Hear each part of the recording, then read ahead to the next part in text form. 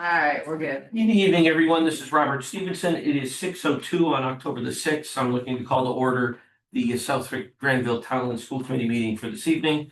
Can I get a motion to enter into the meeting? So moved. Second. All right, so because we have one of our members on the phone, we'll be doing roll call votes for all these. So we're looking to start. Can I get vote Pam, Yes. Ryan, Yes. Russ, Yes. Judy, Yes. Melissa, Yes. and Jen? Yes. And a yes from Rob. That motion passes 700. All right, welcome this evening, everyone. Can I get everybody to stand for the Pledge of Allegiance, please? I pledge allegiance to the flag of the United States of America and to the republic for which it stands, one nation, under God, indivisible, with liberty and justice for all. Then I hope you were standing. I don't know, are you driving, people in the car or anything? Yeah, all right. Just say yes. Just say you were standing. That way the joke works. All right, consent agenda. We got minutes from 9/22. We got an out-of-state field trip to New York City to Jacobs Theater. Anybody have any issues with that consent agenda? Need to talk about anything before we move on? Jen, any issues with that? Nope. Okay. Warrants, we have probably a little bucket here. If everybody can sign off on those, that would be fantastic. Superintendent Willard, do we have any correspondence for this evening? We do. I'm proud to say that I couldn't share last time, but Director of Curriculum Instruction, Erin Carey, and I were invited last Monday to Arlington for a DESE press release because we are only one of 63 districts in the state out of over 350 that have reached their pre-pandemic levels in mathematics in grades 3 through 8. And we are this close to getting it in ELA as well. And I anticipate this year we might be able to get the ELA there too. And there were only 13 districts that were back to pre-pandemic levels for in ELA and math.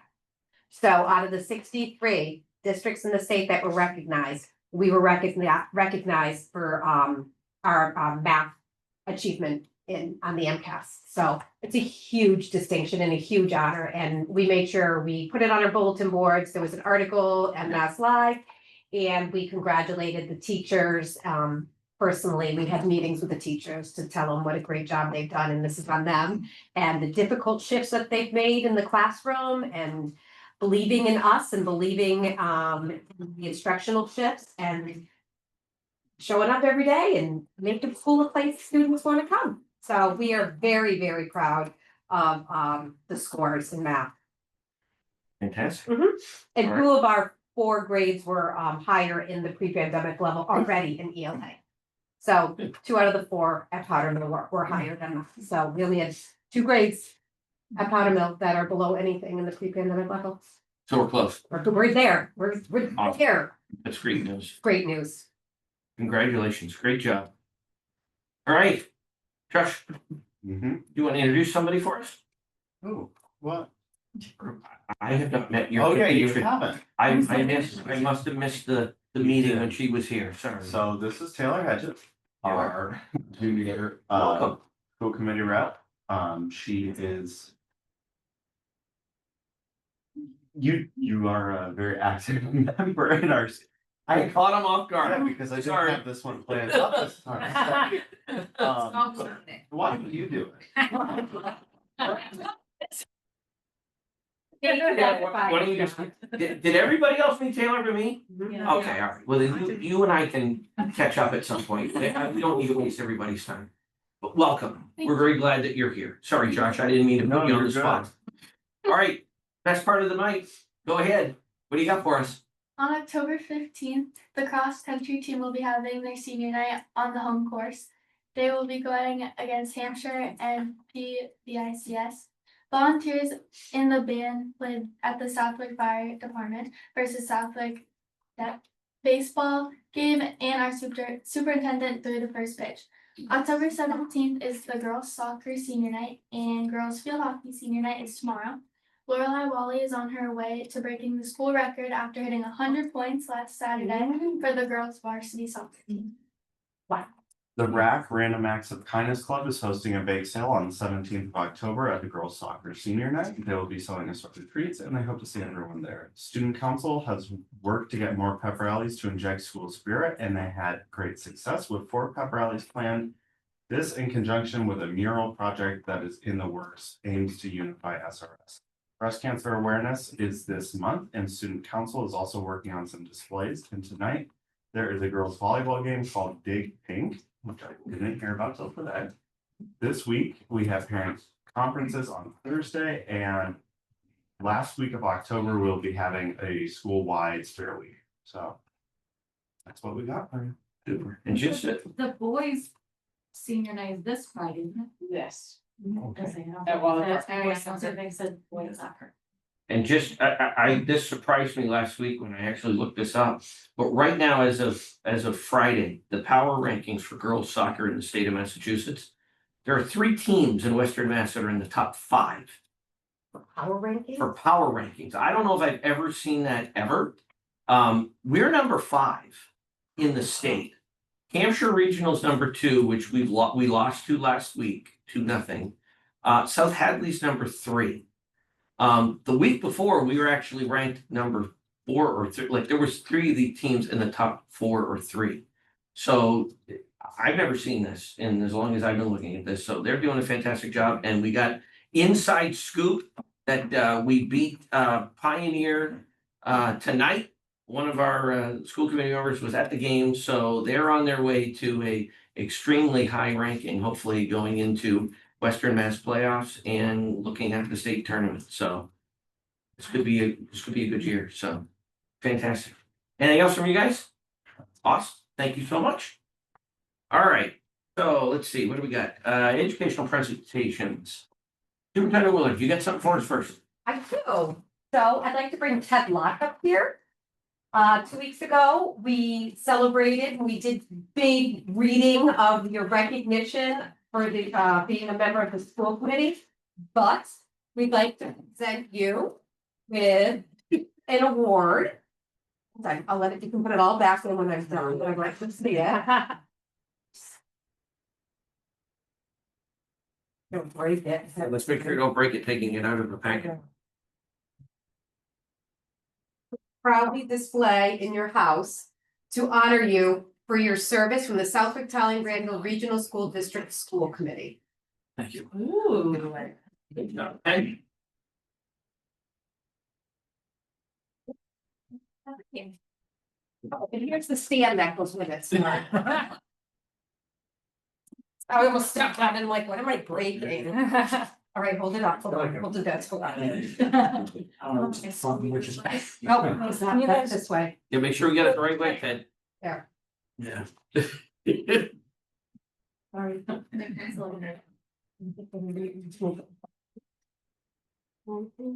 the camera, Ted. 1, 2, 3. Thank you. All right, congratulations, Ted. We gotta blow this up, Ted, come get a picture at the club. Yeah, Thompson's. Congratulations, and thank you for all you did for our district. Thank you. Many years.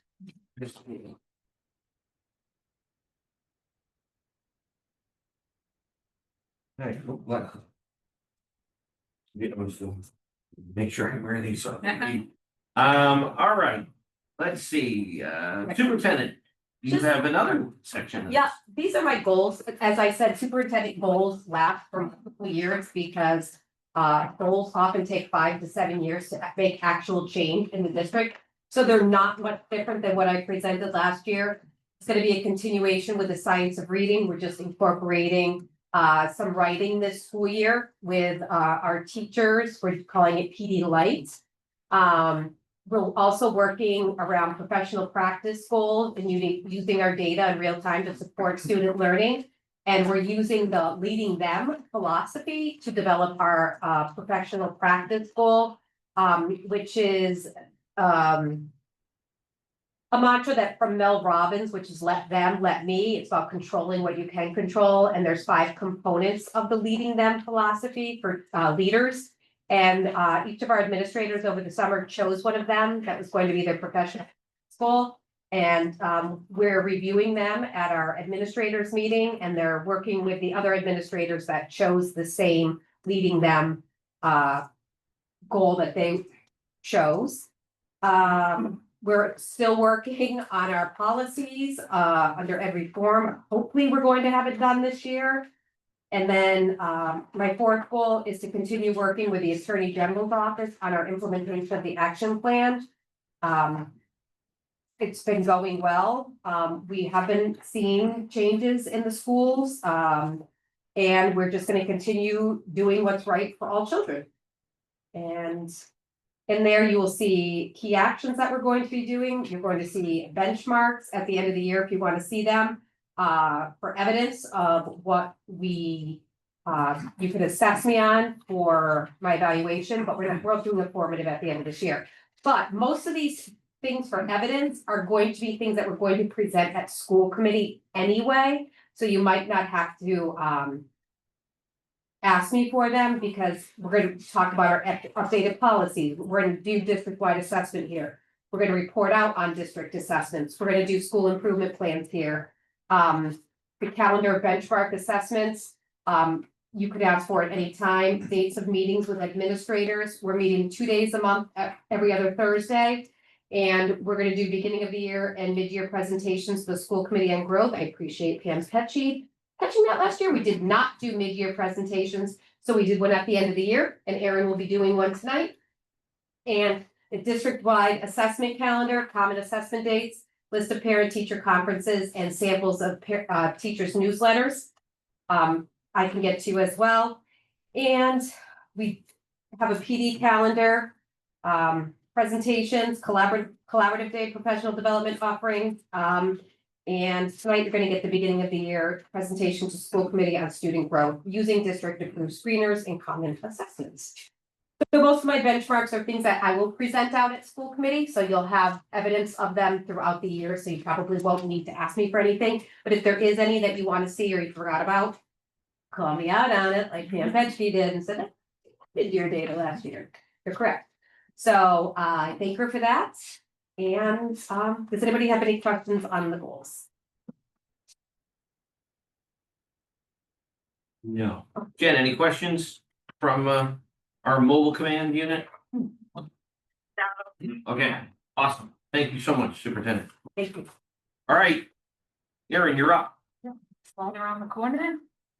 Erin's gonna put up my presentation. Okay. Is that you're doing that with all this? We don't have it. We have it right in here in your packet. For people at home, So wait, can you do the share? I mean. can you do it I'm- Erin, for her?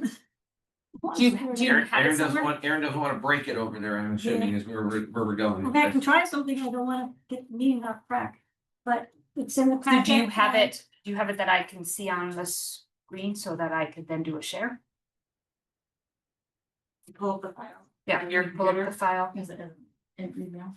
It is on this desktop, but it's not my forte, so I don't wanna miss something. No, that's all right, you're not, So if you it's on don't, this desktop right yep, here. just go to it. No, don't even worry about that, Okay. just. I gotta get to this. Sorry.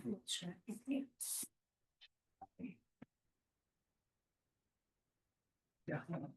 Just want glucose meters. Eat something. Alright, try minimizing it. And. Let's see. There you So go. it's up here somewhere. Can you see it? Yep, right there, BOY data. To the left, no, over, title I 9. couldn't see that far, I'm sorry. That's all right. I think you have it right here. Can you just touch it, Erin? You gotta double click on it. Yeah. Maybe. There we go. See if it opens.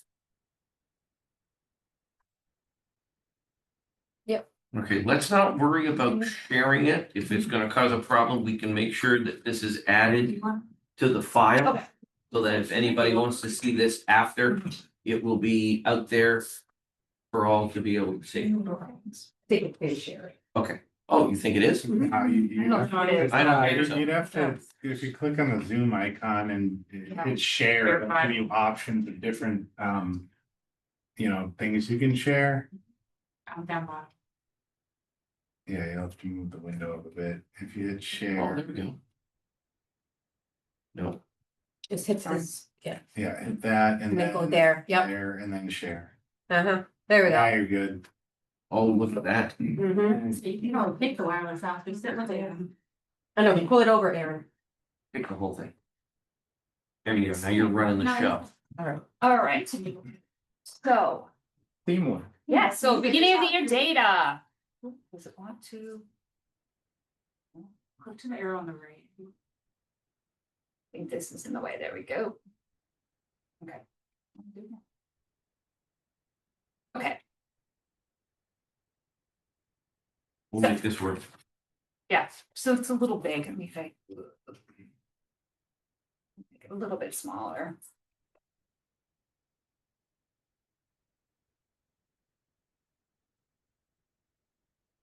There we go. Now you can see one page at a time. All right, here we go.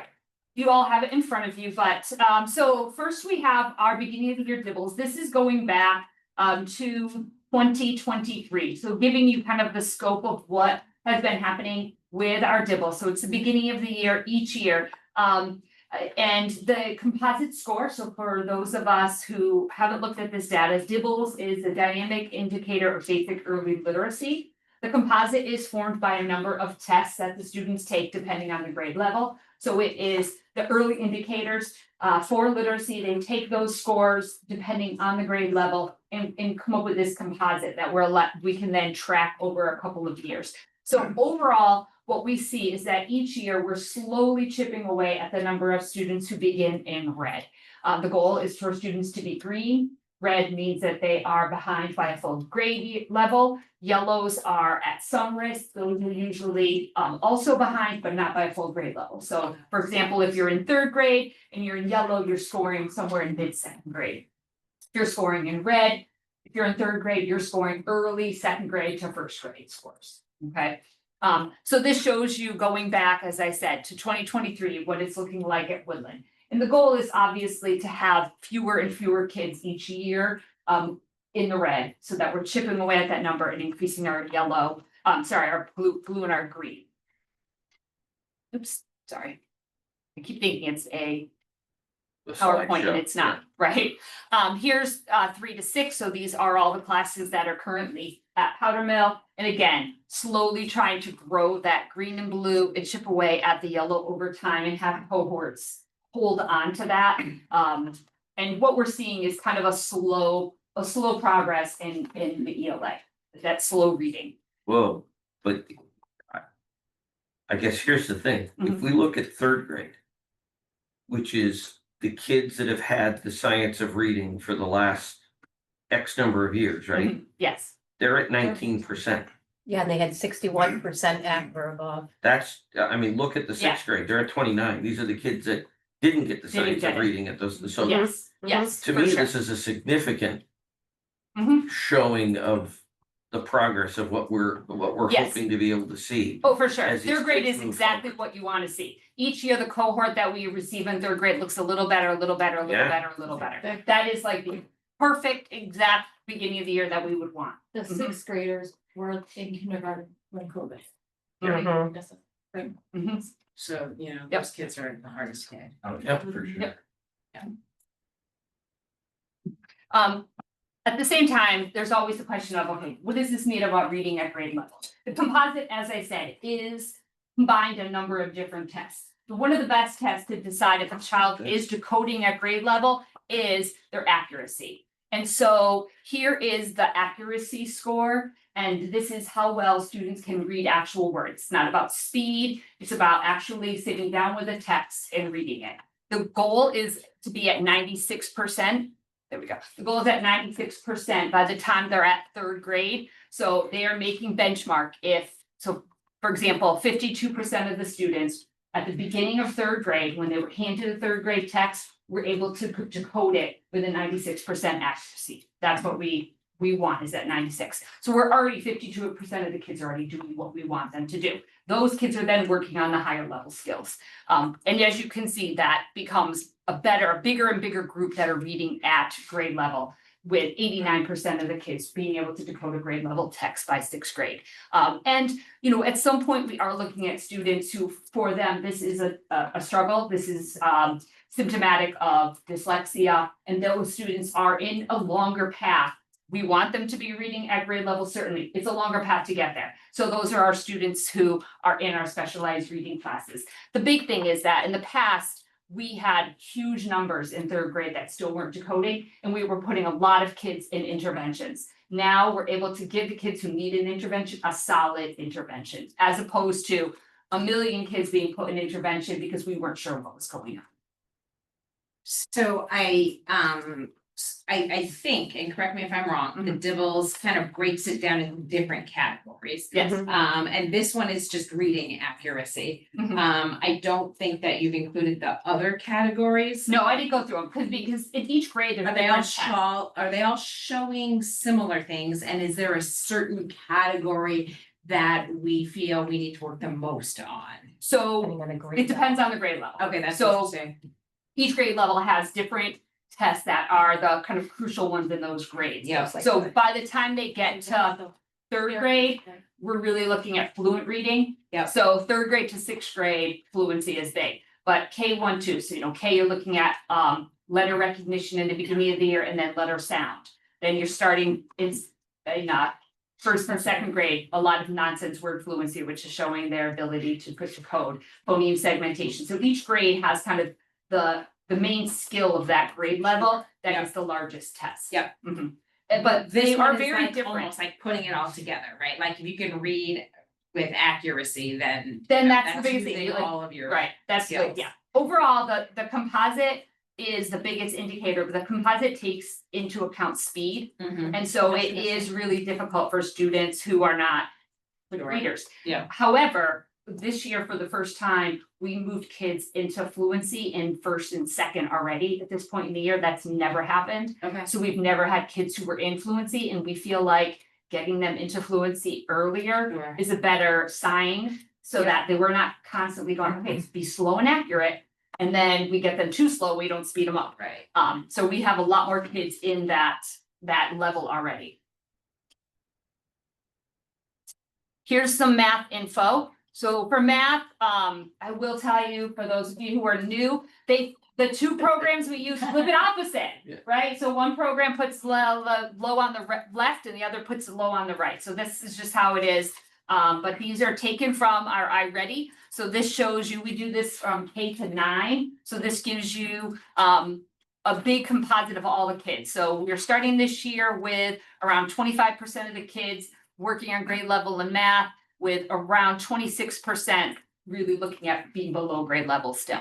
And as you can see, as it moves back each year, we have about the same cohort that starts the year below, but we make huge impact on them and are able to shift a lot of kids. But each year that target changes, right? So the next year they come in and they start the year, and if you're in fourth grade and you take the fourth grade test, you are not operating in fourth grade often. Some kids are, some kids aren't. And then we have the time trying to move kids forward. So why do we have such a significant drop this year with our green? Go to So the. we But if don't you go- compare to last year. If you compare to last year's BOI, we really don't. End of year. Yeah, compared to your BOI. So our beginning of the Okay, year is about sorry. the same. Okay. Yeah. No, Didn't it's, see that. yeah. No, it's fine. Mhm. So the 33 and 24, that's. End of the okay. year. Sorry, I Yeah. didn't see the No, EO. BOI, It took me yeah. a minute I'm to like- get that I'm too. like, why Yeah. are you not bringing this up? That's a pretty stark Yeah. decline from, okay. But if you look at the BO. No, now I got you. So we're Yeah. exactly where they're exactly where they were Yeah, last year. usually. Yeah. Okay. Pretty consistent. All right, and then if we go at each site. We've got the totals for SRS, Powder Mill and Woodland. The Woodland yellow kind of looks really big, but part of that is because if you're in K and in 1, it's harder for them to be yellow. Just because you can't be that far below grade level when below grade level is no school, right? There's no such thing as below grade level. We okay? started, so we tell you. but- Yeah, Yeah, you're in it's, the it is, room it's- when they yes, do so there is like this, there's no such thing as that, that happens. But as you can see, we're starting pretty much straight across the board, in that, the same amount with Woodland being the exception. And, but as I said, includes up to ninth grade, So the SRS is 7, 8, and 9? 7, 8, 9. So, yeah. Yep, 7, 8, 9, take it. And I wanna say the caveat is, the little kids try much harder on these assessments than the older kids. Yeah. Is it, So I we would- use yeah. the data, but But we also use a lot of teacher judgment when it comes Right. to the high school one. I mean, we hear from the kids that they can't stand doing the I-readies. Yeah. The kindergartners can't, they just Right. well, Right. they don't have these iPads anymore. So is that why you think that, because I guess the only thing that's a little Yeah. worrisome about this is if you look at SRS, yes, the green is higher, but the red's also. higher. Yes. Is that just result of them just blowing off this thing, I don't care? I Yeah. think so. That is. Yep. There is some. I think what you end up looking at is the teacher has to look at how did they do in years previous and not just 1 year. You kind of. Well, and if they give up and they don't try for 3 years in a row, then. Then Well, also, how are they doing like in your? in Yeah. classrooms, you have to go back. All right, so some MCAS scores. So as the superintendent said, we know that for math, we're exceeding our pre-pandemic. So this chart shows you, going back to the pandemic, what has happened each year across the state. And there are some really big highlights here. As she said, if you look over here to this column, right now we have a 40% meeting exceeding, and we started in 2019 with a 45. We are coming back a lot faster than the state. So the state is back at 41 and they were originally at 52. We were at 45, we're already at 40. So we're really coming back faster in ELA than the rest of the state. And so hopefully we'll continue to see that grow and we'll be looking at exceeding it. Down here, we've got 7, 8, and 10. I think that obviously people kind of worry looking at 10 and seeing that 34% meeting and exceeding. However, if we look at this group going back, you can trace them back. They're a cohort that has moved through this data. So you can look back to see, were they a strong cohort all along that suddenly took a nosedive? You can do this with any group and look at this to see how they moved through the years. I do think that the test no longer being required for graduation huge. is a huge piece for. Because for even if you kids. look back last year, we were at 61, 58, Yeah. 54, 57. We had already exceeded our 2019 in grade 10. And last year, it didn't count. Yeah. Right, So so we have a big. that's just, this doesn't matter anymore. That is what you're seeing. And if you look at SRS in Because eighth we grade, were yeah. trending upward until. Yeah, that point. yeah. So. If it doesn't matter anymore. And the kids aren't trying. What does this test actually give to us? We At all. have to give We it. have to get. No, Yeah. I understand that. Mhm. We have to give it is one thing because they say we have to give it. Does it make any sense from your perspective are we doing better? Are we doing worse? Does it mean anything? Does it not mean anything? Does it need to go in this presentation? If the data that's going in isn't giving us anything at all. And it's a giveaway because we're doing it because the state requires it, but we know the kids aren't trying. But here's me, the the thing, the date- state younger is kids aren't evaluating us based on it. Yeah, and the younger kids So, still are What trying. the issue is we, as educators, need to make sure that we are communicating to students and families. Okay, listen, it's no longer required for graduation, but this is still an important benchmark test. Your progress is still being evaluated, your teacher's progress is still Yeah. being evaluated, Mhm. your district's progress is still being evaluated. Yeah. Like, that's a messaging thing. And, and I think that this past year, everybody just threw their hands up in the air because it was like, it doesn't count anymore. And Right. like, not really realizing that, oh, yeah, it kind of does. Yeah, I think the state has to figure that out. They have to make a determination about if they're going to Well- keep giving it, why are they giving it and what is its usefulness? And are they getting a real? I mean, is there a way that we can adjust what we're doing with it too? I mean, right now, it's a state mandated test that we give no value to in the grades that the kids get at the grade level when they take it. The So what problem is is the- that the scores come back after school's done, right? Yeah. Yeah, we just got. So it isn't like, Yeah. like, can we grade it? No. Can we grade it and make it count where it One of actually the has things something that is, makes uh, it worth it? In a Or couple weeks, we're gonna be looking at the competency determination again, that's going to the policy subcommittee. Because the state has changed competency determination, and Yeah. so one of the versions, we're bringing two versions forward to you. In both versions, students have to show mastery of the subjects. And they can do that by passing a final or capstone. And we have to have a plan for kids who fail either a final or a capstone. So one version of the policy we're bringing forward says passing the MCAS would count as that. The other, we did not put the MCAS in as an option. So that is something which we as a group, you as a school committee, so we can talk about it, have policy as many options in subcommittee. there as they can, if in the past? So that is, Well, yeah, I mean, if you Yeah. get the test back after the school year's over, there's no way you can grade it. Unless we can get a copy of it and have the teachers look at it and grade it and count it as a They test. No. they can look at it, Okay, well then, We can't even look at it as we're giving it. Right, No. correct. that's, get some MCAS please. How do you Uh, explain fifth grade? So it's on a downward trending. Yes, so trajectory for this both cohort, state yeah, and- this cohort is a COVID? very concerning cohort. And so, we look at groups and plan interventions around them, and so this group has been a group that's been receiving intervention all along. They have some pretty high numbers and some pretty big needs. And so they're a group that has been getting a lot of support because we see that. The trend's the same for the state though, so. I don't know if this trend for this, I mean, I honestly, looking at it is, but Yeah. I know those kids. And we have been all along concerned about that group. There is a definite. but if you And go if you back look to last year, they were diagonal, right, It's 26. the same group, but Yeah. Judy's right. Oh, yes. The Oh, yeah. cohort from the state as well. Yeah. Goes from Yeah. 44 to 36 to 38. Yeah. We go from 40 to 26 to 20, like, we're going the wrong direction. Oh, yes, yes. But State this is as group well, yeah. in third grade. Excuse me, This, was, 26 wouldn't they Then be 40. 23? and then But 39. But that group there, if you go This, up, since it's the this, same grade, this. they're 40 and 44 there, and they Yeah. were 39, 41 the year before. no, that's not, That's this not is them. the component. Oh, sorry. That's not that. So that group That's right there, the yeah. 40, 44 is the same Yeah. cohort that's now Now 24, 24, 38. 38. So 26 and then. what happened to them when they hit fourth grade? Because they were doing relatively well in third grade, and then they all decided to not show up.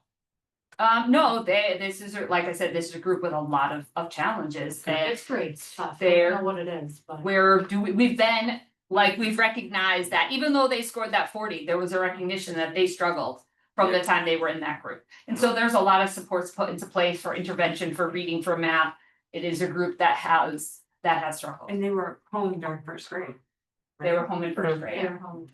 So it was big stroke, Yes, yep. Mhm. Hmm. So we have, like the reading and math interventionists in each building, and so we're constantly looking at, okay, how many students in each cohort are they gonna take? How many fifth graders, how many third graders, how many fourth graders? In this group, we have dedicated a lot of time to, and given them a lot of seats with the interventionists because of that, Okay. right? And here's math. You can see that same cohort we were just talking about, that same. Wow. Mhm. But this is, you can see overall on the top also where we're out exceeding, our median exceeding is at 44%. So we are exceeding what we were at pre-pandemic and are moving back quicker than the state also.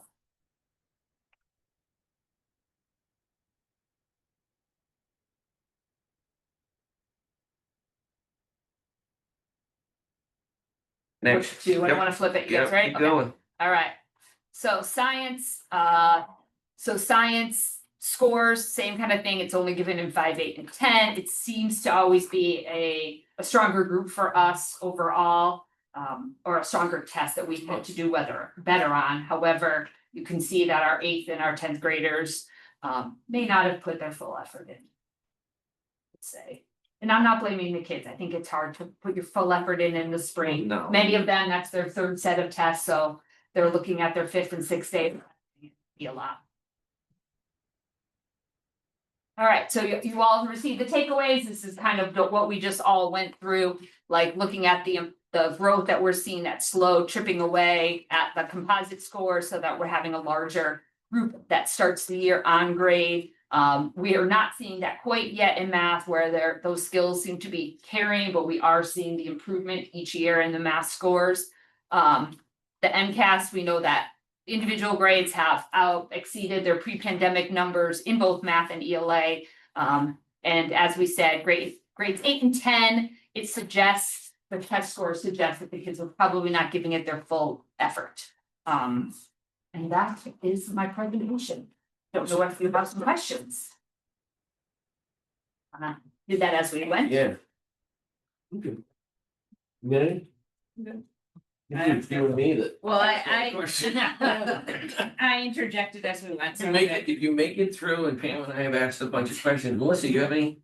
One thing that is important to note is that we're moving from reading into writing in our ELA work right now. And so we're really hoping that's gonna start to show some benefit with the scores, because we know that our open response and our essays tend to be low. And they are low across the state, but for us, we want to see a better score on those. So getting the kids to understand the text was step 1, and now having them respond to the text is gonna be step 2. So we did summer work on that, and that's our focus for elementary K-6 PD, is looking at writing. Well, also, we can extend that to the regional school, because correct me if I'm wrong, but you know, Right. we have a new 7th grade class that addresses that, and hoping to improve those 8th grade scores. But also, I mean, I just think that writing across the curriculum, you know, if you start that at the 7th grade level, they apply that as they go all the way up. So hopefully. Yeah, and we also did summer PD in 7th and 8th on writing. So they took a summer class on STGRS. And so that was part of the summer work that was on the wall. We have lots of summer work on the wall about what grade each type of text was taught in. Good, yeah. So. Yeah, it's Super. Thank you so much. All right, Superintendent Willard, you got any reports for us this time? I was going to do the MCAS, but I did it in correspondence, and I was gonna tell you that on our Facebook tomorrow, you'll see my first pitch. I wanna let you know it was a strike. And that Aaron and I went to the softball game of the fire versus police, and it was so awesome. Our chorus sang the national anthem, and our band played in every happening. The band would play some music. So it was fun. It was light. The SRS Booster Club was there. It was an amazing event. So the police, and they were getting smoked. Is that normal, or? Yes, this is their 3rd win.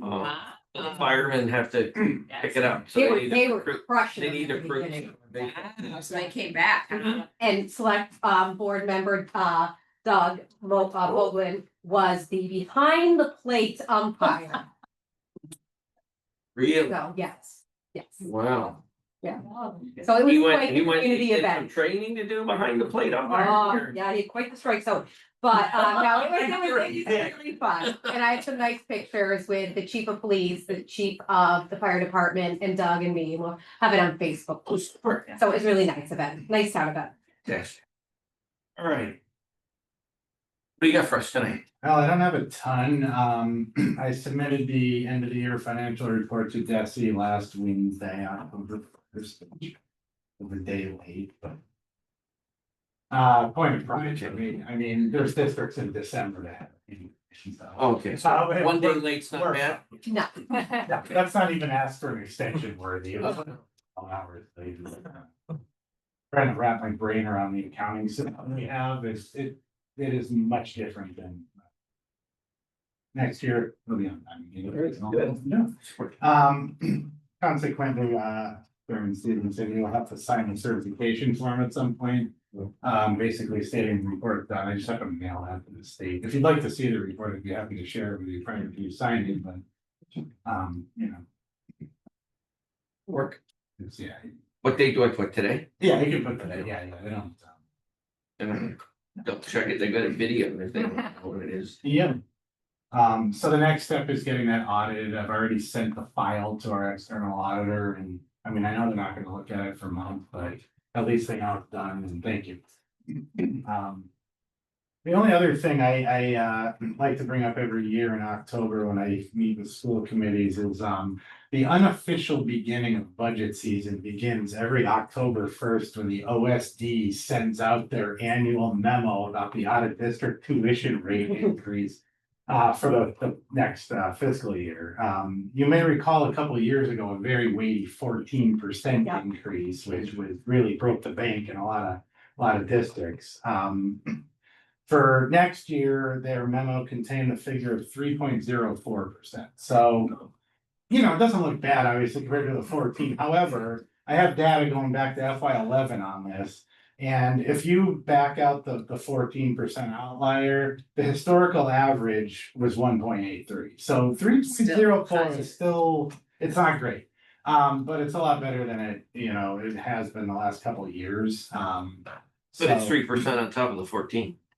Yeah, Right, 'cause that's compound. cumulative, I mean, right? yeah, that's never gonna go away. Right. I mean, that was just a shock for everybody, and I mean, honestly, it had a lot to do with residential placement facilities. Yeah. Remaining open during COVID, and the amount that they had to pay their staffs in order to, get them to do that during a very scary time, right? So, as a result, in order to keep the staff, when the pandemic sort of, began winding down, 14%, and you and I pay for it. So anyway, that's kind of like the first number I get, and it's time to start looking at next year's budget, which will be happening very soon.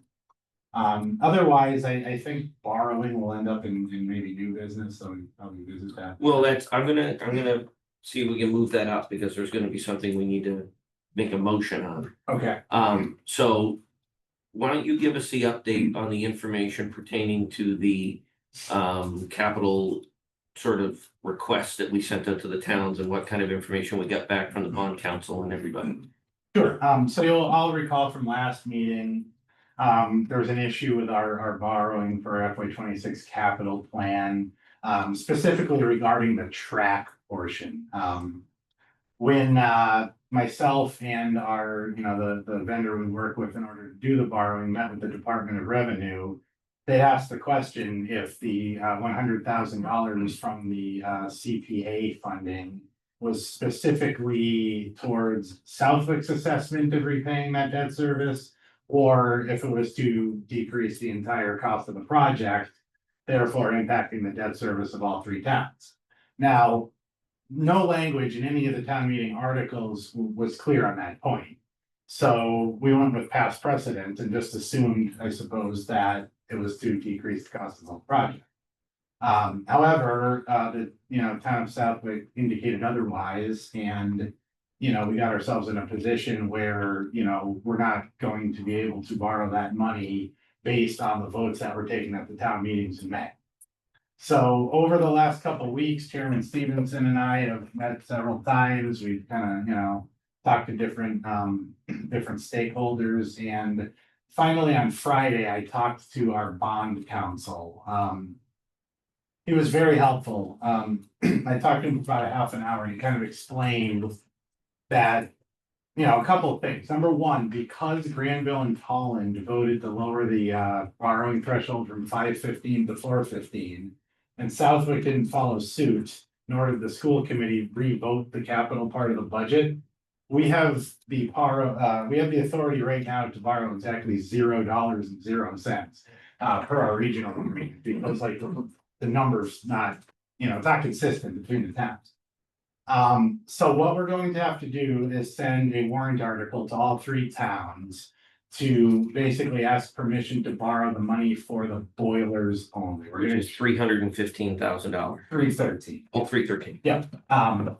Yeah, could we back up? And that's for the 190? boiler project for Woodland and the Southwick Regional School. Study and design. Right, Yeah, well, the study for Woodland's already done, so it's the design for Woodland and it's Yep. both the study and the design for the regional school.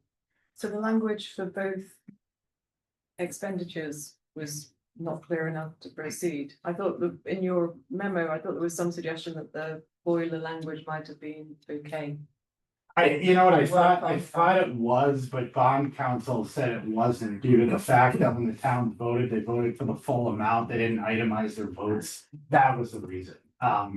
So basically they, if we send a warrant article to all three towns in the amount of 313.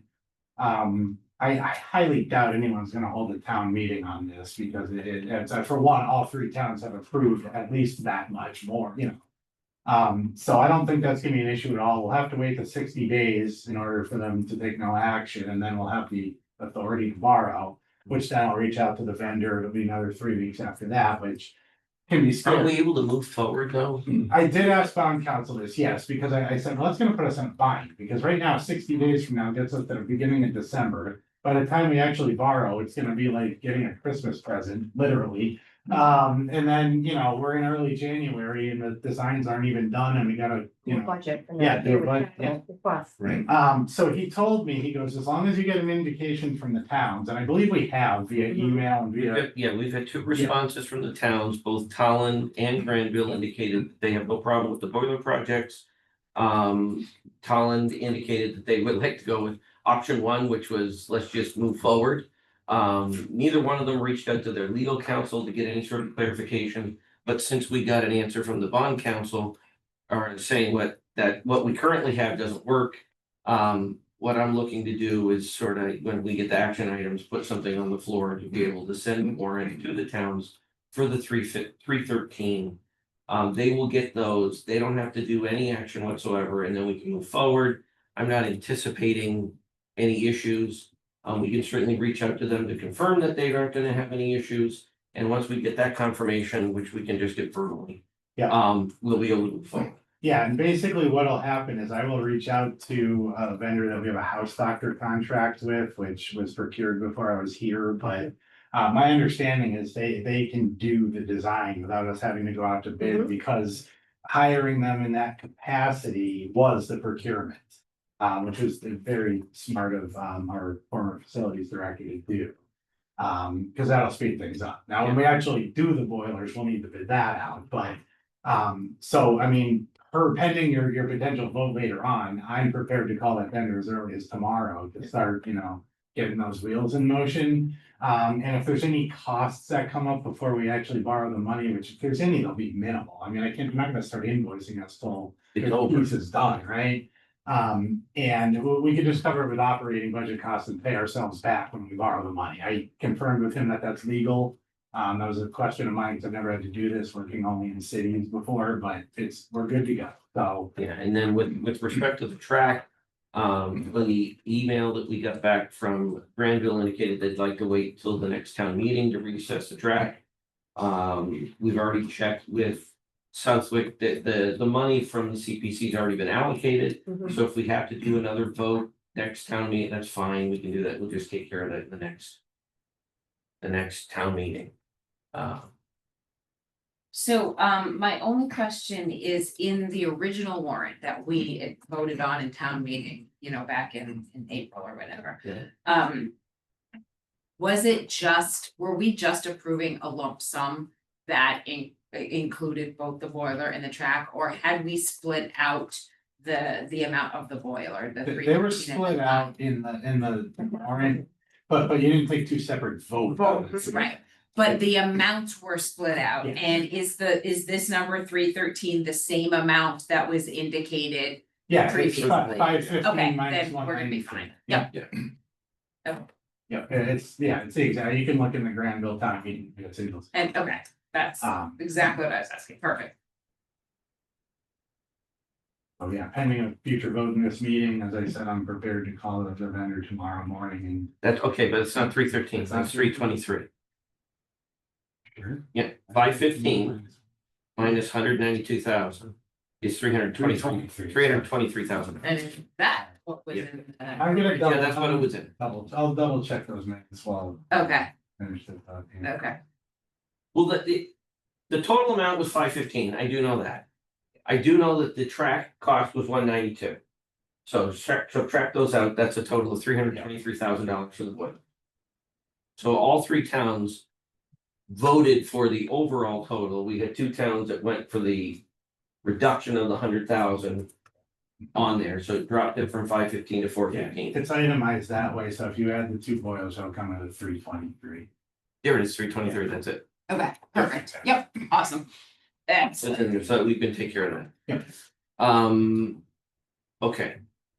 Perfect, so we will add something to action items, to be able to address that. Yeah. I've already got it written down, so. Okay.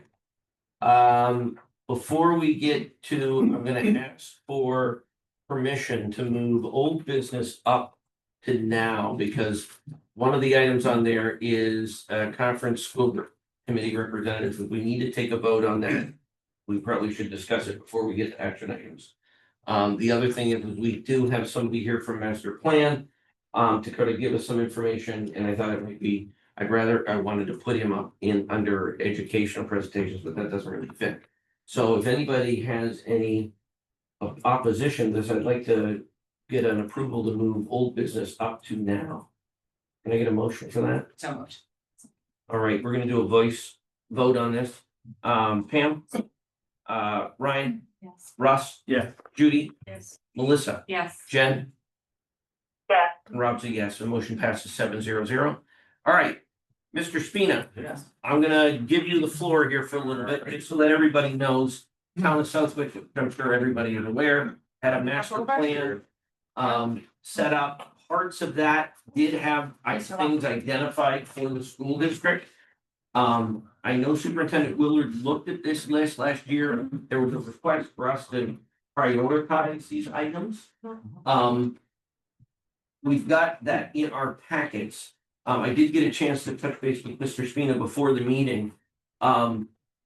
Some of these things in here, one of them in particular is something that has already been done and addressed. So we've got, I think it's number 5 on ours, was evaluate the feasibility of adding air conditioning to the Southwick Public Schools and renewable power arrays. I'm assuming, Nick, that something like that is not just you call the company, they come in and do a free thing and they give us an assessment.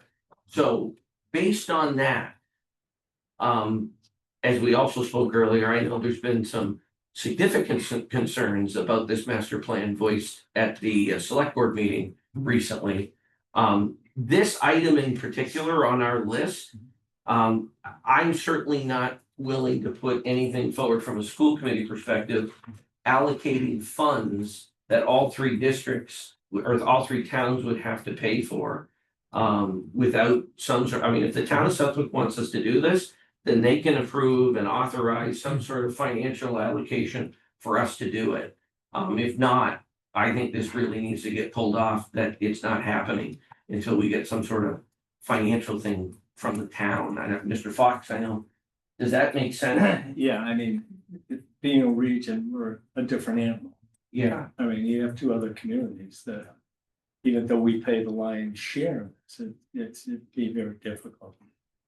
so I guess from a background perspective, or not even, and we don't need a 40-minute breakdown of all this. I wanted you to be able to kind of, like, we've got this. Yeah. I've been getting emails from Mr. Cheever, asking for us to prioritize and get this stuff done, and there's timelines and we're real nice sort of incentives to get that.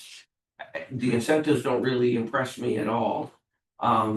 And I'm looking at some of these things. Now, there's some of the Superintendent Willard that we're actually already doing, right? Yes, like, so I can speak to number 1, where it says evaluate educational curricula with the eye to future general STEM developments and work with town entities and local businesses to support hands-on student experience with emerging technology. We do that through our DLE program.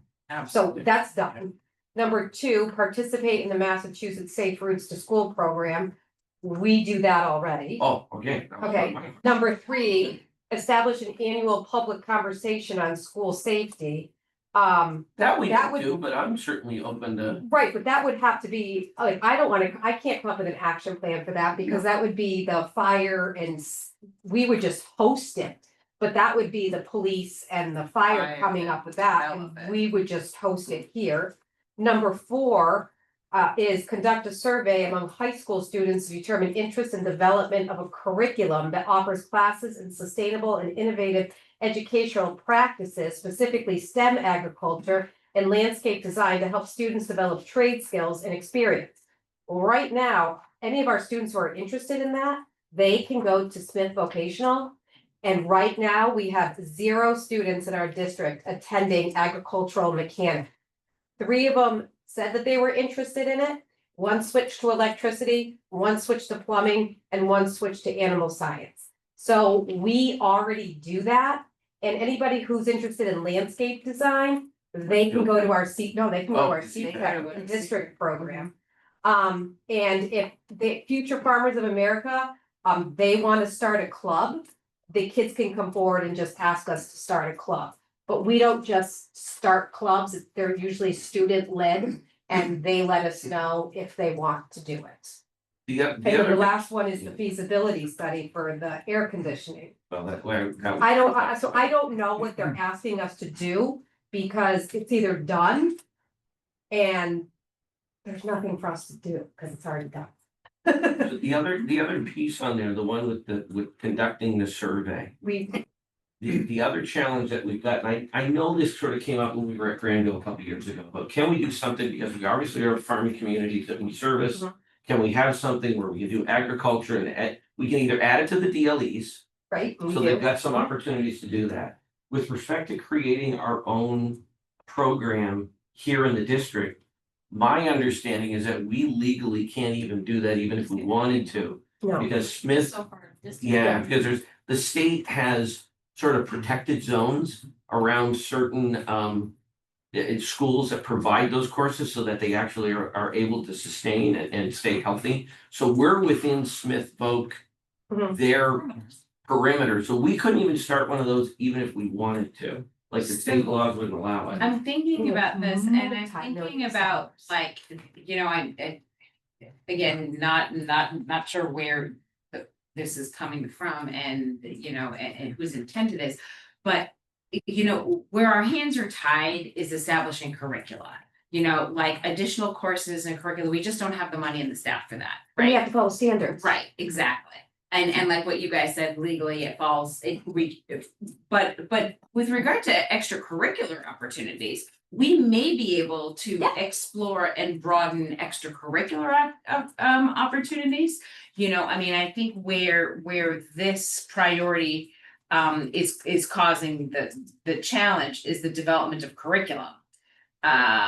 You know, and I think that Well, I don't But think that's we could, the issue. if we wanted to, do a Exactly. lot of it, because they could go to Exactly. Smith. but if it were Millions. amended to developing extracurricular activities, then I think that there may be, you know, some opportunities to, if there is student interest, to, you know, come up with some kind of a, you know, FFA club. Sure. Or, you know, expand our DLE offerings to include, you know, the agricultural resources here in our 3 communities. We've had that So did we students have work, that yeah, students that work work on Which is pretty agricultural awesome. programs. there. Yeah. So. So. You know what you want us to do, really, Mr. Here's- Spima. So the question is, knowing now that we've got a couple of these that are already done. And if the answer is, all we have to do is get back to Mr. Cheever and say, this has already been completed, or it's already been in progress. What does the master plan group, what would you suggest we do? Faced with this sort of dilemma that we have with these 5 primary items that we have? All right, so appreciate all that. Okay. Let me back up just a little bit. Sure. We have a master plan implementation committee. One of the things that we've done is divide all of the various committees that have actions that came out of the master plan. Yeah. Among us, so that we each are a liaison to you from that committee. So Jessica was your person. She unfortunately had to leave the master plan committee, so at least for temporarily, you got me. So. Friendly face. Very glad that you're Yeah, a liaison. so, I just all right, want to, absolutely. how do we liaise? Yes, exactly. So my purpose really is to exactly help provide guidance to you guys as you're going through what are, I'll call it the lead actions Sure. that were, I'll call it probably guessed at, you know, by the folks who put together the original master plan. You know, Yeah. folks who are probably familiar, You know, the master plan was put together by a committee of about 20 people, along with. We had a health committee. representative. You had a from the school representative on committee there. On that committee. There was a That's- certain amount of, well, we think this falls into the purview of the school committee for these particular actions. And then there's a whole bunch of other ones where we say, well, the school committee can probably help, that's a support action, I wouldn't worry about those too much. Yeah, that's not, we can probably address those at a different date, because there's a lot of things in there that I'm like, or Bunch of what? stuff, yep, all right, Yeah. so, my purpose is really to help you guys understand what's being asked of you, and also to help when it does come time to either asking for support for your actions or being requested by support for other folks, Okay, that inter-committee coordination. perfect. So, all that being said then, I think I don't know how many folks have taken the time to actually read the master plan or figure that out. It wouldn't surprise me if it's very few, that's okay. These individual actions all align with specific strategies. There's 8 different chapters in here. Each one of them has 2 or 3 overarching strategies. Each one of those strategies then has a number of actions. The unfortunate thing is 2020 hindsight, the numbering scheme of the actions does not tie back to the strategies. I can probably help you guys figure out which was, but the reason I say about the strategies is the actions make a lot more sense, and the context of what's really being asked for Yeah. at a high level, when you go back and look at strategies and say, which gets exactly to where you were going. And there is a process we've developed where, this master plan was written by a bunch of non-experts, you guys are the experts, where there's a process where if you think, you know what, this action, you think we understand what you're trying to go at based on reviewing the strategy, we propose that you reword the action in whatever way. There's a process for changing an action. There's a process for canceling an action outright. If you say either because of legal requirements, you're talking about that there, certain curricula, certain school districts, areas, sorry, we can't do it. Write that up, say, hey, here's why we believe this should be deleted or canceled, Okay. whatever. Gotcha. Something this one for the air conditioning. There's probably a couple of routes you can go. You could go with yes, it's not economically feasible, we want to delete it, or. Well, in order already did In this order kind to of do the study, credit there for would be the- a financial required to make it happen. Exactly. And in order for us to do that, we would need funds allocated and issued and voted by the town of Southwood to move forward. Right, so. On one hand, Yeah. if we thought that was something that should be pursued, I think the master plan would be looking for this body to therefore put up something to say, hey, we request this fund from the town. You could do this, let the town go ahead and vote on it. Obviously, they vote it down, you have all the reason in the world to say, we just delete this. And just to let you know, air conditioning was in the original plans for the building project, yes. and it was voted down by the Southwick voters, so it was taken out. Yes. I know. So It is it's just itself, that- I think Yeah. there is an I think argument. it's an argument to make to say, Yeah. we've already For looked at 3 days, this. When it gets hot. And yeah, I think you could possibly make a legitimate claim that this action has already been completed, already looked at, once it says to evaluate. You already evaluated I it. think the challenge would be on that. I mean, when did the building when did that 10 years happen? ago. 2000. Right. So we're not talking about something that just got voted on yesterday. Okay. If if the town of Southwick created the master plan, wants that done, then I'm not issuing a warrant from here and saying, hey, we want to do it. The town of Southwick can issue the warrant and say that they want to do it. It's not gonna get initiated from us. They're the ones that want it, they can initiate the financial request. The bigger question that I've got, if I remember this correct. The way the master plan was created and established and done, never a vote. It wasn't brought to the town to approve the master plan. There was a survey that was sent out requesting input in order to create it, right? I don't believe that is accurate. Okay. I'll have to go, I'm certainly, yes, there was a survey, but it was voted. It was for a vote that we were, Yes. okay, all right. So no, that's good. Yeah. So I'm just curious, and you don't need to answer this question now, I would be curious to know, like, I can see what chapters that falls under. But the priorities, I'd be curious about what the priorities are for action 4.2 and what the priorities are for action 1.8. Are you talking about the priorities? Prioritize it from our Well, perspective. like in the Oh, plan, oh, oh. you know, Plan like does not the, speak to priorities. Yeah. so, but or strategies, was the word strategies Yeah, the used? strategies. The overarching strategies, those, and like I said, unfortunately, they're not linked, Right. but I could probably figure it out through a PDF and do some keyword searches and figure out which ones to help you guys out to So understand. that, be just, I'm sure. curious, Absolutely. but like, again, Yes. not a pressing issue right now. Yeah. But I think probably I'd encourage you, basically, I think that'd be the first step. I am more than happy, I can go through this book, figure out what the strategies are for each one of these actions. Let you guys know what they are, then you can kind of take a look at them and see how they are in context. So right now for first steps. Would it make sense for me to put together a quick, or I can work with superintendent, we can put together a quick summary of where we are with these 5 items? And what our thoughts are on it, and that Yeah. way I can send it back to you, I think and that that would way be you guys fine. can bring Yep. it to the. Well, Kind of reassess. Yep. And the other thing I just want to say is that where it says establish an annual public conversation on school safety. That is completely confidential. We were just at a meeting with MEMA and FEMA. Our school safety programs and our school safety protocols are completely confidential. But you know what, again, going back to the strategies thing, we do have and have had. Like sessions Like where lockout we drills and host, stuff? I'm thinking no. things like sessions where we host information sessions about like internet safety. And like things like I that. think So, that's like, what they're referring to. well, I don't know, again, like what are the Look priorities? at it. What- That could fall in about. Like, are we talking, are we talking, about like? Maybe we the ask them tourist- to be more specific. I can't share anything Right. on school Right. safety, and it's not even available on a FOIA request, is what we learned. That you can't even do a FOIA request on, it's exempt from FOIA records. We had our meetings, they were private meetings with fire, police, the school. Yeah. Because I sat in several times, representing the town, but it's all confidential, and I believe that's what they're talking about. It is. Because let's face it, there's a school shootings, things of Mhm. that nature. So But I again, those I think plans that have to Rob be has an kept excellent confidential. idea, Yeah. work with Jen. To kind of, look, we're already doing these things. Some of these things are not.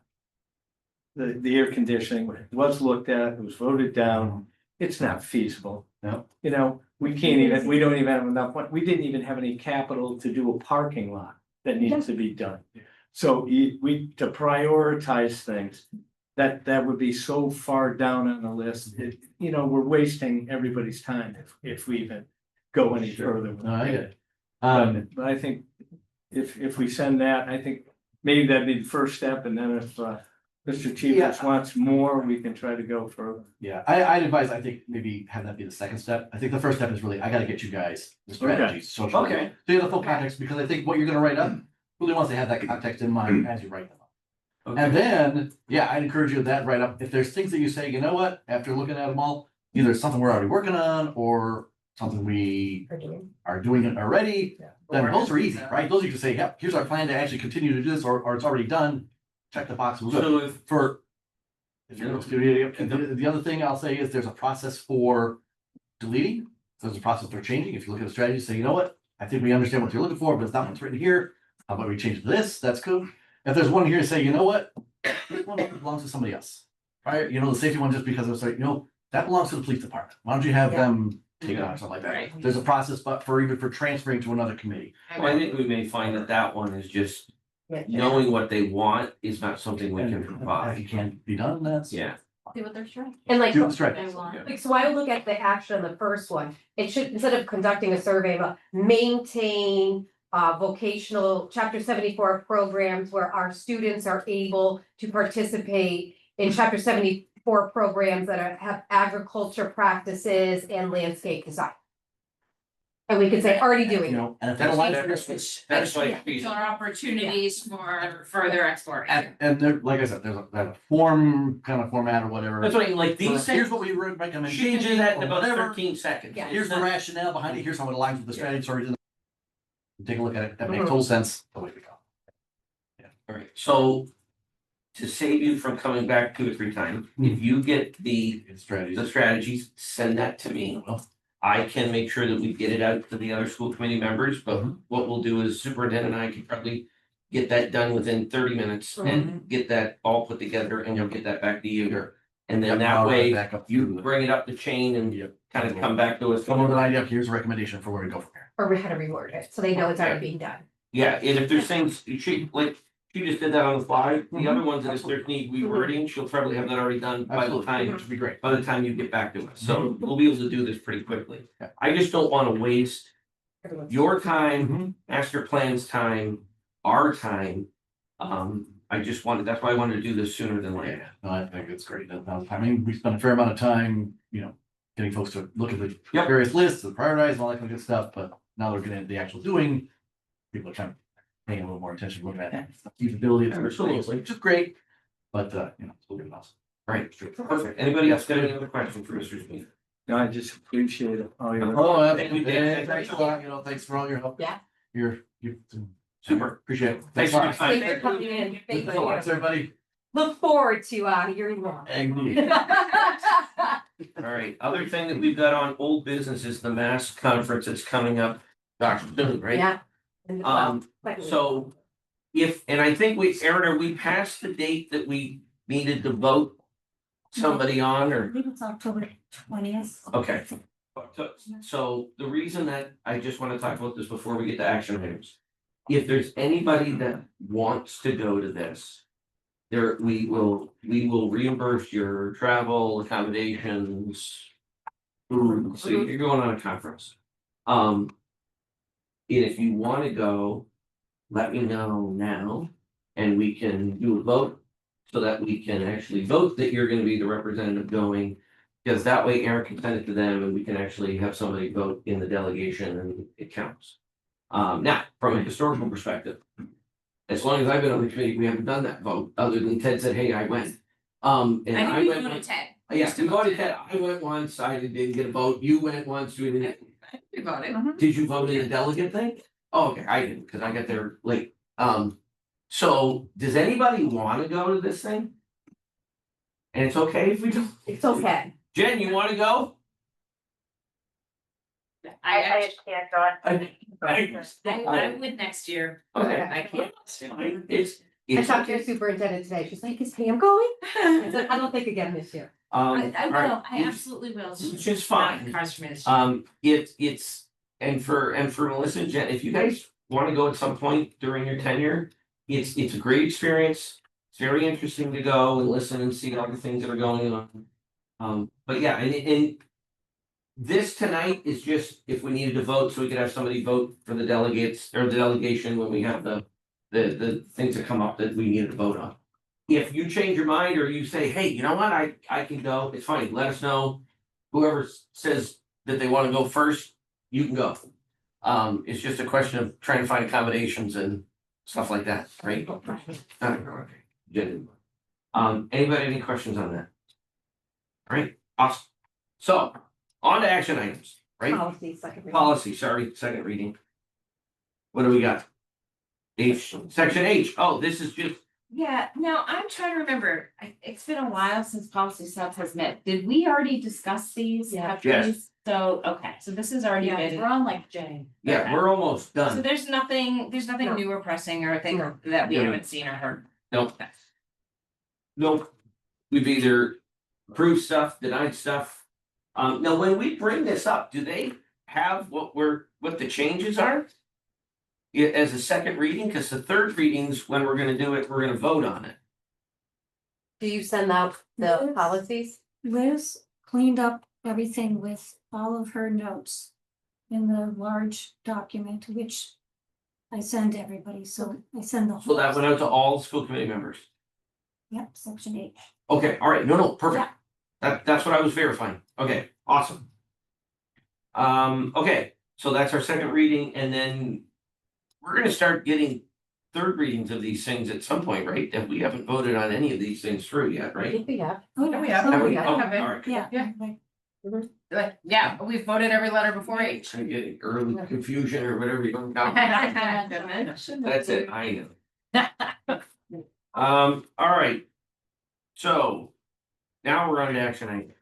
Move to approve consent agenda items as listed above, recommended. So, All right, anybody got any, we can't do any comments on this. All right, we're gonna do a voice vote for this. Pam, yes. Ryan, Russ, Yes. Judy, Yes. Melissa, Yes. Jen, Yes. Rob's a yes, motion passes 700. Move to approve chairman the authority to be a single signatory on the warrant for the week of October 20th, recommended. So moved. Second. Any comments, questions on this? This is just to make this a little easier because, Because we don't have a meeting that week, yes. yeah, You do, Karen's on. Karen's gonna be away, so timing wise, doesn't work out so great. We don't want to delay getting that off. This is what we voted to do during the summer to make this a little easier. It went very, very smooth, so I just asked that we put it through so that we can make this simple Yeah. for that one warrant. Yeah. All right, voice vote, Pam, Yes. Brian, Yes. Russ. Yeah. Judy, Yes. Melissa, Yes. Jen. Yes. Bob's a yes, motion passes 700. Okay, now, I am, Approve. yep, hang on, I wrote it down so I can remember it. it. I can do it, okay. Move to approve capital, is it called capital expense? Or capital To incur debt. It would be permission to incur debt. permission to incur debt? So move to approve permission to incur debt with a total amount of $323,000 to finance the boiler project for the design for Woodland School and the study and design for Southwick Regional School recommended. So moved. Second. Look at that. We don't do that very often. Comments, questions on that? All right, super. Can I get a vote for this? Pam, Yes. Ryan, Yes. Russ. Yeah. Judy, Yes. Melissa, Yes. Jen. Yes. Rob's a yes. Motion passes 700. Thank you, guys. Yeah. All right, subcommittees, negotiations. Rob, we have one person for public Yes. comment. Can she just? Yes, absolutely. Can I get a vote to move public comment up? Yes. She's a child. We can absolutely do that. Can I get a motion to approve the move to public comment moving up? So moved. Second. All right, we're do a quick vote. Pam, Yes. Ryan. Yeah. Russ. Yeah. Judy, Yes. Melissa. Yes. Jen. Yes. Rob's a yes. Okay. Public comment. Would you like me from here? You can, Yeah. floor is yours. You're right here. Yeah, I gotta go. Both our kids were math Sorry. trials. Thank you, Mr. Chair, for the opportunity to speak. For the record, and for those on the committee who don't know me, my name is Jessica Thornton. I reside at 352 Granville Road here in Southwick and serve on the planning board as chairperson. I come before you this evening after volunteering my time over the past 2 weeks for the Scholastic Book Fairs at Woodland and Powder Mill schools. At Powder Mill, the book fair was held in the library. Upon arriving Tuesday morning and looking around for the librarian to introduce myself, I recalled that we don't have one. In fact, we haven't had a dedicated librarian for Powder Mill School since my eldest, currently in 6th grade, was in 3rd grade. While I have the time, ability, and bookish tendencies to bring my 2 children to the public library at least once a week, not every family is structured that way. It broke my heart and hurt my brain last week when in the library, a student who had confided in me that he had no money for the book fair wondered aloud, wishing that there was a place to get books for free. The irony of that statement went over his head, but it shouldn't go over any of yours. I was able to confirm after speaking with Principal Rude earlier today that this change was due to budgetary issues. And of course, we know that budget issues and constraints continue to be a source of strain for the district. However, I find it a bit unnerving that this line item continues to be left off, and the school principal has to resort to creating a library committee, which I have volunteered to be a part of, in order to get the library back up and in use. However, still unstaffed. School libraries, especially at this upper elementary level, are integral to developing literacy and research skills that they will desperately need when they move up the hill to the regional school. They are extremely important in providing access and a safe space for students of all economic and social backgrounds to access a variety of printed materials that they might not otherwise have. Librarians in particular act as a resource for students and educators at all levels and can be that spark that helps a struggling student find that just right book that will encourage reading for pleasure. I believe there are 5 classrooms in each of the 4 grade levels at Powder Mill School, so we are talking a minimum of 20 hours of library services a month, maybe 40 if we provide classes with a bi-weekly visit. Give the job a minimum wage pay rate or a paraprofessional rate, we're looking at 15 to 20 per hour, maybe 25 max if we actually hire somebody with library experience. For a 10-month school year, that's a range of $3,000 to $5,000 for students to go once a month, or 6 to 10 for a bi-weekly visit. I think that, even at the top range, it is more than reasonable for us to find room in the budget for this line item. I would implore all of you, especially those of you on the finance subcommittee, to do your best to include this as a line item. It was doable before, and while I am not ignorant to the district's increased demands and the decreased funding sources, I believe it could certainly be included once again. I know that myself and plenty of other parents would stand up in support of this increase at annual town meeting if the superintendent needs us to. Also, I thank you for this maneuver here. And I know that I'm probably close to my 3-minute time limit, but I would have to add this extra bit. Mr. Chair, please return public comment to the top of agenda where most other boards, committees, and commissions have it placed in order to be respectful of the constituencies they serve. Committee members should have to listen to the public on benign or hot button issues, whether they like what they hear or not, and whether members of the public stick around for the remaining of the meeting afterwards. By varying public comment to sometime later on in the agenda without a dedicated start time and without the option for online participation, the chair severely limits the public's ability to come forward with concerns, especially those members of the public, the parents and guardians of students, who have numerous other tasks to be completed during the hours of 6 to 8 p.m. on a school night. Thank you. Thank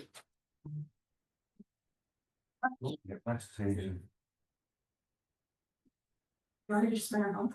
All right. So. Subcommittee liaisons. Negotiations. We have no new update. Well, yeah, but didn't we say that last time? We did. Oh, we did. Yeah, Oh, that's what I okay. mean. We have no new updates from where we were 2 weeks ago. Right. There These were, 2 weeks have just blended. yeah, so we're in the middle of waiting to hear back from the town. I know there was some emails that went back and forth with respect to contract language.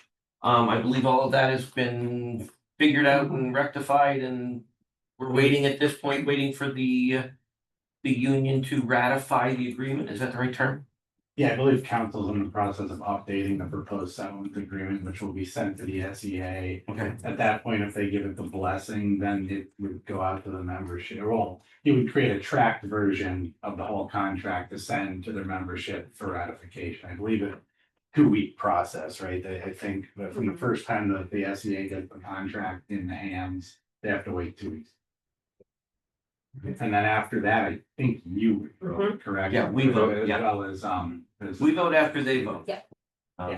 And then we need to make sure when that happens that we invite Miss Parker here to that. She is a voting member of the negotiation committee, so I want to make sure that Aaron, when we figure out what meeting that vote is happening, that Nicole Parker did an invitation to make sure that she's invited to the meeting to be able to exercise that right. Right. Okay. Finance, we're having a meeting tomorrow morning, 8 a.m. That's it. Collaborative, There's no new update yet. corporation, You probably covered it, yeah? yeah, You know, last time. We met, yeah, last time we were together, yeah. it's all good. You don't have, there's only There what, was 3 nothing meetings? new, yeah. There's 3 meetings for the corporation every year. Policy, we are meeting next time, right? Yeah. The next meeting? 20th? Before the, okay, awesome. Buildings and grounds, we've got a meeting coming up shortly. I know we booked it, right? Yeah, I think it's 15th, in 2 weeks, yeah. Yeah, 21st. I got confused on which day. Yeah, it was, what the day did you guys 21st end or up the going 16th. with? You sent the thing. I think it got changed to the 16th or 14th. I don't know. It's this. Oh, yeah, it's the 16th, Thursday, the 16th. 2:45, something like that. Yeah, it looks like 2:45, yeah. There we go. We're gonna send out, do we have invites sent out already? I have one in my. calendar. Okay, then that means I Yeah, got you're one. on it. That Russ means is I on got it. one too. Yeah, you're on it, Russ is on it, and our supervisor of building.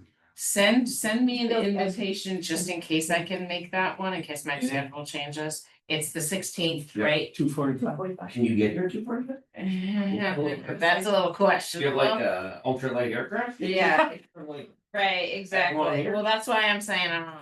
Okay, But put me on there, and if I say maybe, I say maybe. I just sent it to you. Okay, alright, ILT, No meetings yet. That's not yet, right? wellness, Just like we met.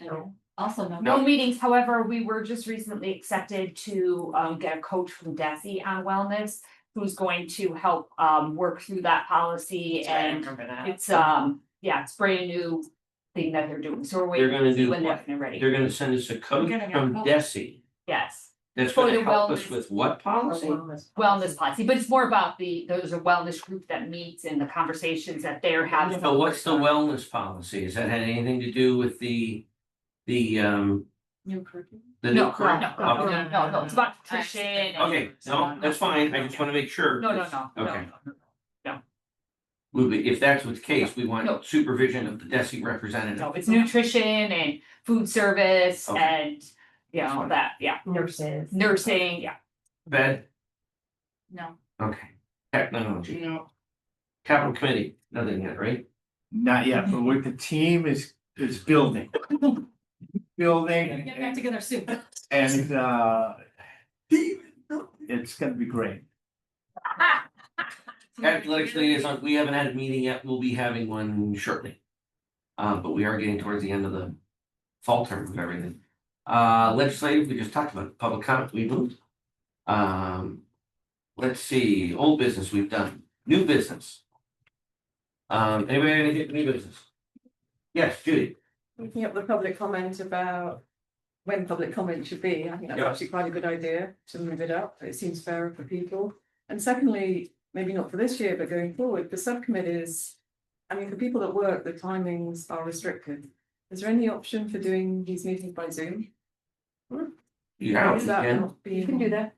I mean, could that be a stand? Is that what I you they see? used to let me do it by Zoom. I would do it in my car and they were. You can do them by Zoom. Okay, like I could do the call. the So collaborative, I no, don't know. Not the collaborative, they said it, that one, Well, so no, that they one used to came do up- Zoom. I know, so We all that used to one do came Zoom. up though, you know, in that one meeting that I had to attend to save our butts? So this issue came up at that one meeting. Yeah. And they went back and forth on it and I strongly urged, cause I was like, look, I'm a representative from Granville, you know how long it takes me to get here? But they had, because they were representatives from different committees and different committees had their own different policies about that. The general consensus at the time was, we're gonna allow like X number of Zoom meetings, but you have to be X number of times in person. Because they've had membership showing up issues. But what There's I no would do is I would ask. Yeah, so I would ask at your next meeting. Yeah. And just be like, hey, did you guys hammer out, like a policy with regard to how many times we should be in person and how many times we're allowed to be in Zoom? Right, well, that's what I'm, seriously, exactly, she's even further than I am. Something like the technology liaison. I mean, how do the meetings get set? How? Well, it's actually a good point, cause I might be Well, able some to of make them it. also have a buildings features to on ground, it, so that might. You know, make right, it so- smart. For the technology liaison, we're going to start, it's in our school improvement plan, and a tech advisory group. And so that's where the technology liaison will be part of. And Okay, that's gonna be that's great. after school because the teachers are After school, yeah, no, that sounds good, I can do that. You can still. Oh, I thought we were constantly doing it during the day, with the teachers. so that we had the 3 tech people at it. But yeah, we can do Zoom. Well, then again, I'd have to be able to zoom in and that would depend on my lovely rotating weekly schedule. Yeah, you can Zoom into any of ours. Yeah. We still have that on our books. You can do that. Okay, but how does it work? So whoever. Aaron would set up a Zoom The meeting, it would just come with a link. Is there an option for someone to fill in for me if I can't go somewhere? You That, don't have to go. no, because we actually have to vote for the representative for the collaborative to be our rep on that committee. Now, if you miss one meeting, that's not the end of the world. Where we run into a problem is if we're gonna be missing more than 2/3 of the meetings, Yeah. which is what we ran into last year, where the person that we had set up wasn't able to go to all the meetings, and collaborative wasn't very good at notifying us that they weren't going to the meetings. So there was this desperate call at the last minute going, hey, if you guys don't come to 2 out of the next 3 meetings, you don't have a vote. So it was kind of like last minute scramble trying to figure that out. So if you need to miss a meeting, not the end of the world. If you need to miss every meeting, then we gotta have a conversation, because then we gotta try to figure. But out. I would ask them about like, hey, you know, like, what is your policy about being able to zoom in? I'm gonna have additional upcoming responsibilities with winter stuff, so I'm like, No, I mean, if you miss one or two, it's not the end of the world, okay? You're probably, you're gonna run into school districts that not everybody's there every time. Yeah. Judy, back to your request or question pertaining to public comment. I am certainly open to moving public comment back to the top of the list or right after wherever it was before. There was an absolute specific reason why we left it where it is. We used to have. We used to have two, and the one that we still have is the one that was remained. I eliminated, and we voted as a committee to eliminate the first public comment. Because the main reason was a couple of years ago when we were having a lot of people coming to the meetings. And a lot of people wanting to do public comment. The challenge that I was seeing as the chair and the committee all agreed with is that we have a lot of people coming to the meeting, voicing concerns and complaints about what we're doing, what are we doing to try to address certain situations. They come to public comment, they leave right after public comment, and immediately right after they leave, we're dealing with the concerns, the addressing what we're doing to fix it. So from my perspective and from the committee side, we eliminated the first public comment, kept the second one there, so that if somebody was going to come, I have no problem allowing people to voice their concerns. It is not, just so that everybody knows, public comment is not a necessity at meetings. It is an opportunity for us to be able to put this in there. There are some school districts that don't have public comment. More and more are taking it A lot away, of communities are doing away away with with it it. because of some of the problems, Yes. legal problems that are being developed. Yeah, And because people violate And I would want meeting to- law by discussing what's going, what Yeah. they're saying. And So- I understand where you're coming from, but I'm certainly But you gotta be open to very- returning it to the top. I mean, it's. But returning it Why to the don't you middle. compromise, yeah. and move Like, it what if somewhere. we compromised and did like the, We're, but I mean, after educational presentation? Because at least we're seeing like what the school That's not a bad district idea. does. Do you know what I mean? because a lot of, like, if we Superintendent's look at the reports. challenge. After reports, after reports. And before policies, You can right? do it there, but it's gotta come after reports. No, that's Okay, fine, then Yeah. how about that? I because feel that like, way, things that are going on, They'll hear they'll about. be able to hear about. right, they're getting the priorities, right, and quite frank. what we do, the work that we do. I'm sorry, I didn't mean No, to no, no, interrupt you. But quite frank. All right, we started the meeting at 6 o'clock. It's 7:30 now. Yeah. Years ago, we used to have meetings, I don't know, selectmen and stuff like that, 3 or 4 hours, all right? So I could understand you had at the beginning. But I mean, if somebody has a legitimate concern, really wants to speak to us, and they have to sit for an hour. Yeah. I don't think that's too much of a hardship. I really don't. No, I mean, think I- it is if you have 3 school-age kids at home and you're trying on your own doing all their. Yeah, I school don't mind, I don't activities. disagree with you, but as a I think single that's mom a lot. of 4, Yeah. I'm sort of going like, oh, I got her to pick up. I like, think from the class. compromise that Right. Pam put I am like forward eating dinner out here. Right. And here's why. The main beef I had is that we have people coming to complain, voicing their opinion, and they couldn't be bothered to sit around for an extra 10 minutes to listen about the things that we were doing to address the concerns that they came to the meeting to complain about. I think that's a This- good compromise. This recommendation would allow us to be able to have them start the meeting, do the educational presentations, do the reports, then do public comment, which would move it certainly up there, towards the front. It allows them to be able to hear what's going on. If there is items that are gonna be, I guess, pertaining to something that would be coming up, that would be the stuff that we want them to hear anyway.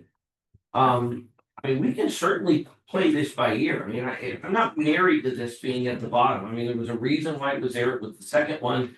We eliminated the first one, that's where the second one sat.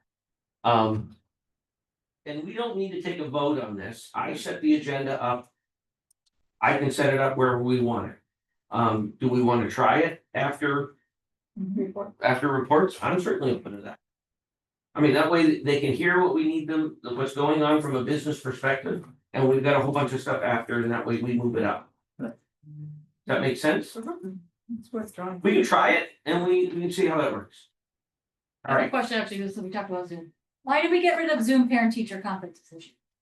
We did not, Then how come the only phone or in person was my answer?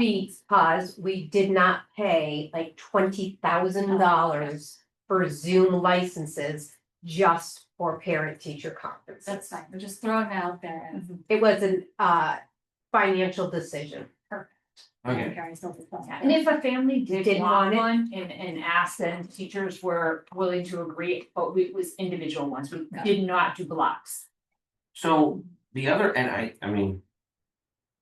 I finally bit the bullet a couple years ago and went to an iPhone, but I mean, aren't there other options? I mean, if we've got a teacher that's got an iPhone and a parent that's got an iPhone, we don't need a Zoom meeting. We can have a FaceTime call and solve that problem anyway, right? Yeah, I didn't care, I was just curious, cause I hear other people, be like, why aren't we have that? I mean, if you've got a husband and a wife that's in a different spot, you can set up, I didn't know you could do it, but my daughter did last, you could set up you can do it with multiple people on a FaceTime call. So we've got lots of different options that are out there. One thing I wanna bring up to new business is the other item that came up during public comment. Did we eliminate the librarian, or did we not refill it when somebody left? Yeah. Okay, so did we advertise for it or no? Okay, Cause my We do have eighth a, grader could go to the library, but now not my other. we have a TA, And it was we have a every other- paraprofessional who does part-time in the Powder Mill Library. okay. But we don't, students don't have a library class, but the library is open at different blocks of time for kids to take out books. And we invested in classroom libraries, so kids wouldn't have to go to the library just for books. Every classroom has its own library in the elementary up to sixth grade. Okay, so. I guess the part of the public comment that sort of caught my attention was. When she said, child said he didn't know where to get a free book. Now. When we go over this, I mean. It may be a simple solution as this, let's make. Revisiting this with the children so that they all know that, hey, look, if you want a book, the book is there. Classrooms are loaded. Okay, no, that's fine. I mean, I think it's a valid concern. I think now, does that We mean also we give necessarily have to go and, Just so you know, we give for summer reading. So Yeah. we purchase all the summer reading books for students and do give them those. Yeah. And they're matched to the kids. So starts in K that we give books up until sixth grade. So over the course, we give every student at least one book each year at their reading level. And then we have them available for loan from the classroom libraries and from the library, the school library. And the school librarian would come in at the same cost as a teacher. So oh, you could be talking about $100,000 librarian. okay. But we do have a TA right now who is part-time doing the reshelving, so teachers can take their class down, they can sign out books. So if you look at the schedule, and like for the Powder Mill Library, it'll say third grade, Mrs. Damaris's class is coming, so they can sign out books. And then they drop them back off and return them, and the TA reshelves them, does that. So the kids are have the ability to don't- go to the yeah, but library. we they don't just have, like, a specific class. special. Yes, we don't. Was it much special before? No. Years back it was, but we're talking pre-COVID. Oh, good. We have not had it since COVID. Okay, And we brought in digital literacy to replace the library. okay. All right. Anybody got anything else for new business? At this point, I will entertain a motion to adjourn. So Done. All right, we'll take a voice vote on that. Pam's not here. Ryan, yes. Russ. Yeah. Judy, Yes. Melissa, Yes. Jen. Yes. And Rob's a yes, motion passes 6-0. Thank you, everybody. Have a great evening.